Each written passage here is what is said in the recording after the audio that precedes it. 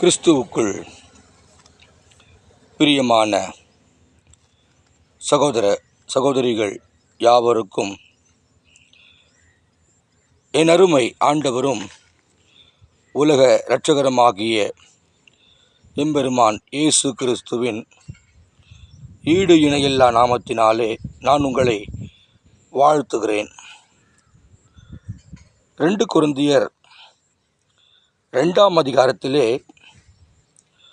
14ஆம் வசனத்தை வாசிக்க கேட்போம். கிறிஸ்துவுக்குள் எப்பொழுதும் எங்களை வெற்றி சிறக்க பண்ணி எல்லா இடங்களிலேயும் எங்களை கொண்டு அவரை அறிகிற அறிவின் வாசனையை வெளிப்படுத்துகிற தேவனுக்கு ஸ்தோத்திரம். அல்லேலூயா. ஆம் பிரியமானவர்களே, கிறிஸ்து இயேசுவுக்குள் நமக்கு எப்பொழுதும் எல்லா இடங்களிலேயும் எல்லா சமயங்களிலேயும் எல்லா வேலைகளிலேயும், அது குடும்பமானாலும் சரி, அது வேலை ஸ்தலங்களானாலும் சரி, அது வியாபாரமானாலும் சரி, அது பிஸ்னஸ் ஆனாலும் சரி, எல்லா இடங்களிலேயும் கிறிஸ்து இயேசுவுக்குள் நமக்கு எல்லாமே வெற்றி சிறக்க பண்ணுகிற தேவனுக்கு நாம் எப்பொழுதும் ஸ்தோத்திரத்தை செலுத்துகிற ஒரு பிள்ளைகளாய் நாம் காணப்பட வேண்டும். பாருங்க, எல்லா இடங்களிலேயும் எங்களை அவரை அறிகிற வாசனையை வெளிப்படுத்துகிற ஹல்லேலூயா. இதிலே முக்கியமான கருத்து என்ன என்று நாம் பார்க்கும் பொழுது, நாம் அவரை அறிந்து கொள்ளுகிறதான ஒரு உட்கருத்து இருக்கிறதே, அதுதான் இதிலே முக்கியமான ஒரு காரியமாய் விளங்குகிறது.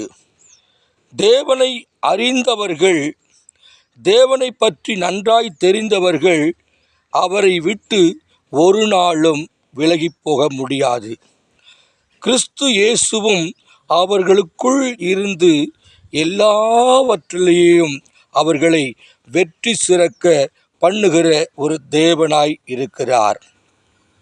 ஆகையினாலே நாம் கவலைப்பட அவசியம் இல்லை பிரியமானவர்களே. ஒருவன் கிறிஸ்துவுக்குள் இருந்தால் புது சிருஷ்டியாய் இருக்கிறான் என்பதை குறித்து வேதம் நமக்கு சொல்லுகிறது. அவன் கிறிஸ்துவுக்குள் இருக்கும் பொழுதுதான் புது சிருஷ்டியாய் அவன் வெளிப்படையாக காண்பிக்கப்படுகிறான். ஆகையினாலே எனக்கு அருமையான தேவ ஜனங்களே, தாய் உள்ளமே, தகப்பன்மாரே, பெரியவர்களே, குழந்தைகளே, வாலிப சகோதர சகோதரிகளே, உங்கள் யாவரையும் ஆண்டவராகிய இயேசு கிறிஸ்து அவருக்குள் வைத்து உங்களை எல்லா இடங்களிலேயும் வெற்றி சிறக்க பண்ண செய்ய போகிறார் என்பதை குறித்து தான் இப்பொழுது நான் பேசிக்கொண்டிருக்கிறேன். ஆகையினாலே நீங்கள் அவருக்குள் இருந்து எல்லா இடங்களிலேயும் நம்மை வெற்றியின் வாழ்வை நாம் சுதந்திரித்து கொள்ளும்படியாக கர்த்தர் இந்த தருணத்திலே அவர் விரும்புகிறார். பிரியமானவர்களே, அவரை அறிகிற வாசனை இருக்கிறதே, அது மிகப்பெரிய அலாதி. அவரை அறிந்து கொள்ள வேண்டும். இயேசு கிறிஸ்து யார் என்பதை நாம் அறிந்து கொள்ள வேண்டும். பிறகு அவருக்குள் நாம் இருந்து எல்லா இடங்களிலேயும் வெற்றி சிறக்க கர்த்தர் நம்மை உருவாக்குவாராக. நாம் ஜெபிக்கலாமா? கண்களை மூடி நாம் ஜெபிப்போம். பரலோக பிதாவே, இந்த வேளைக்காக ஸ்தோத்திரம். இயேசு கிறிஸ்துவின் நாமத்தினாலே ஆண்டவர் தாமே கிறிஸ்துவுக்குள் எங்களை வைத்து, ஆண்டவரே உமக்குள் வைத்து எங்களை, ஆண்டவரே எல்லா இடங்களிலேயும் நாங்கள் வெற்றி சிறக்க கர்த்தர் எங்களுக்கு உதவியாயிருப்பீராக.